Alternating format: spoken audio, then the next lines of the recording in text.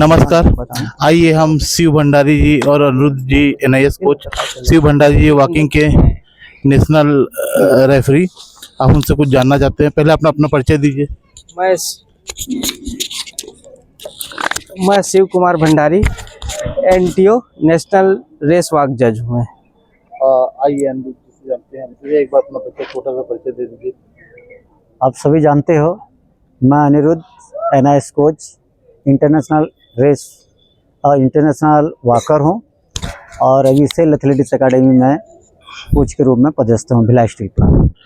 हमारे बच्चे आज मनसा शिक्षा महाविद्यालय के सभी विद्यार्थी आज 21वीं राज्य स्तरीय सीनियर एथलेटिक प्रतियोगिता में ये और शूटिंग करने आए हैं।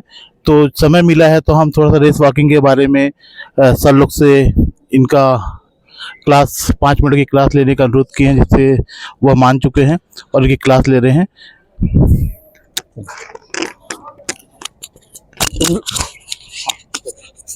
रेस वॉकिंग आप लोग एक हमारा एथलेटिक्स IAAF के अनुसार ओलंपियन इवेंट है, जिनमें आपका men's category, junior category, women's category में होता है, सभी जानते हैं।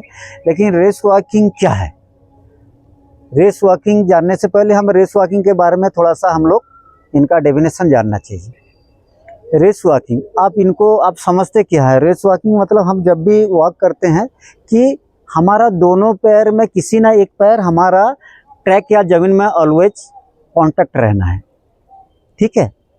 तो इसमें कोई ना कोई अगर दोनों पैर अगर किसी कारण बस हवा में आ रहा है तो हम इसको रनिंग बोलते हैं। तो इसका मतलब ये है कि हमारा किसी ना किसी पैर, जो भी पैर आ रहे हैं तो एक हर हमेशा ज़मीन में टच होना चाहिए। और टच क्या चीज़ होना चाहिए? जैसे हमारा पैर आ रहा है तो सबसे पहला जो भी भाग आ रहा है हमारा क्या होगा? हील आएगा। हील आना है। हील आने के तत्पर जब तक हमारा आगे पैर मूवमेंट नहीं होगा तब तक हील हमारा ये नी कांटेक्ट बिल्कुल स्ट्राइट होना है, सीधा होना है, घुटना सीधा होना है। अगर मान लीजिए थोड़ा सा भी हमारे ये इस रूल्स को हम फॉलो नहीं करते हैं तो इसमें लॉस ऑफ कांटेक्ट तो हम लोग बोलते हैं। और इनका 2 तरह का फाउल होता है। जैसे कि हम लोग दोनों पैर में हवा में आए तो क्या दिखाएंगे? हम दोनों पैर आएंगे, ये हो गया floating, loss of contact. Floating, ये देखिए फ्लोटिंग हो रहा है कि दोनों पैर हमारा जमीन में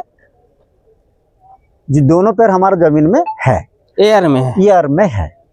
और अगर मान लीजिए और एक मैं बताया कि हमारा एडवाइसिंग लेग ऑलवेज स्ट्राइट, और जब तक आगे ना जाए, वर्टिकल पोजीशन ना आ जाए, तब तक हमारा घुटना स्ट्राइट होना है।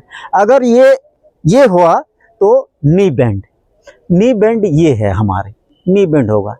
तो ये हमारा फाउल, 2 तरह का फाउल है।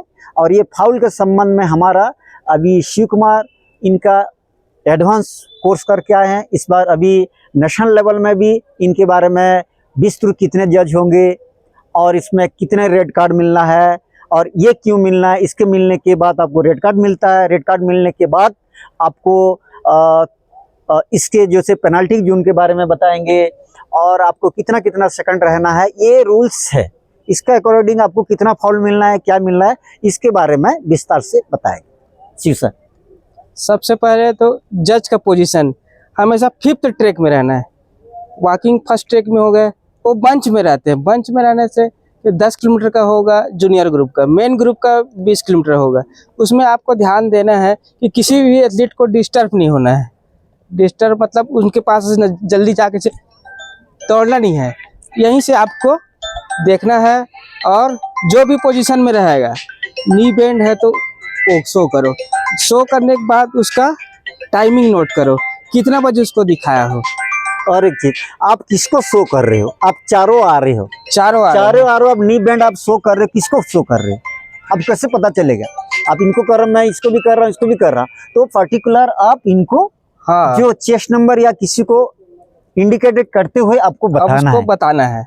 ठीक है, क्लियर? ये भी ये नी बेंड का ये हो गया। ये फ्लोटिंग का, दोनों पैर अगर एयर में है तो इसको दिखाना है, उसका सबका टाइमिंग नोट करना है। हाँ, इनको बहुत और जरूरी।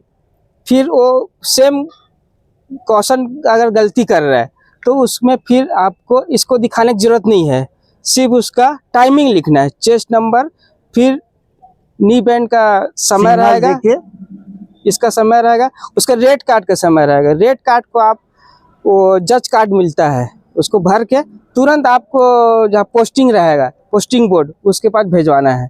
कैसे उन लोग- भिजवाओगे?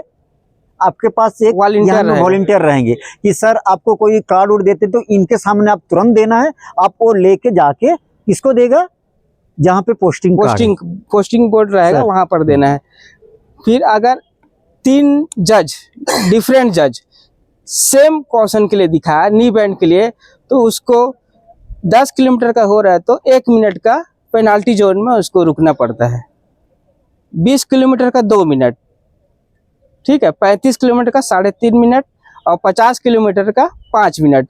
तो 5 किलोमीटर का तो 1 मिनट है, उसका हाफ 30 सेकेंड। 30 सेकेंड। वो 30 सेकंड जब उसका हो जाएगा तो वहां पर टाइमर वाला रहेंगे, उन लोग उसको फिर रिलीज करेंगे, फिर से वॉकिंग स्टार्ट कर सकता है। आप लोग किसका मतलब ये कि किसी को अगर तीनों आपको डिफरेंट जज, लेकिन 3 कार्ड आपको मिल गया, रेड कार्ड इश्यू हुआ, तो आपको इनको क्या होगा? आपको तीनों डिफरेंस जजेस ने दिए तो आपका क्या होगा? आपको पेनाल्टी जोन, आपको डिस्क्वालीफाई नहीं होगा।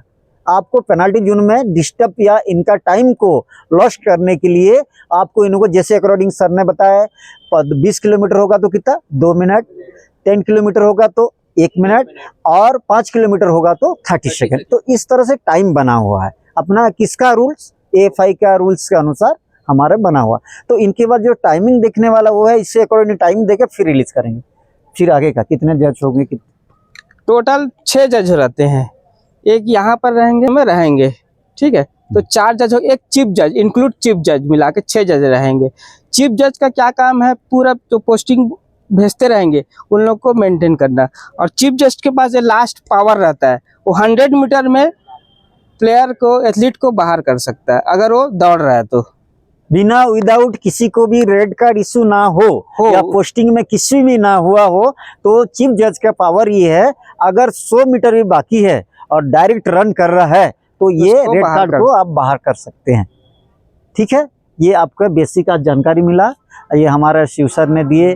और ये अभी लेटेस्ट इनमें रिफ्रेशर जो वॉकिंग स्पेशलाइज के लिए एक एग्ज़ाम होता है, इनमें वो रांची में सर ने पास हुए हैं। और अभी नेशनल गेम में ये हमारे छत्तीसगढ़ से एकमात्र रेस वॉकिंग के ऑफिसर के लिए नियुक्त हुए थे। अभी ये आए, शिव सर के लिए बहुत बहुत धन्यवाद। आप लोगों को इस तरह से आज रेस वॉकिंग के बारे में जानकारी दिए। और मैं मानसा सर को, HOD को भी मैं थैंक यू बोलूँगा कि हमको आज आपके बारे में, रेस वॉकिंग के बारे में कुछ कहने के लिए या कुछ वॉकिंग के बारे में जानकारी दिए। तो आप लोग इनको इस तरह से रूल्स को जानकारी आज दिए हैं, और हम कल प्रैक्टिकल होगा, आप इनको भी देख के भी हम लोग बताएंगे कि किस तरह से क्या हो रहा है। Okay major sir, thank you. बहुत बहुत धन्यवाद भैया, आपने अपना कीमती समय निकाल करके यह बीपीएड के छात्रों को 10 मिनट दिया और इस वॉकिंग के बारे में जानकारी दी। इसके लिए मनसा शिक्षा महाविद्यालय आप सभी का आभार व्यक्त करता है। बहुत बहुत धन्यवाद, थैंक यू।